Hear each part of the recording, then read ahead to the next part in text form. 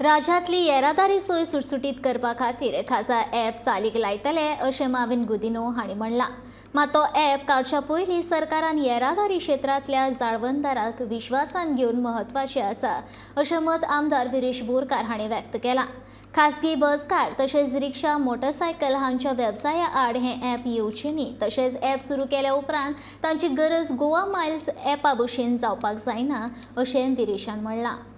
कितें ॲप काडटा जावं लोकलांक लागून जे ट्रान्सपोर्टेशन कसलो ॲप काडटा तेन्ना लोकल स्टेक होल्डराक घेवपाक जाय.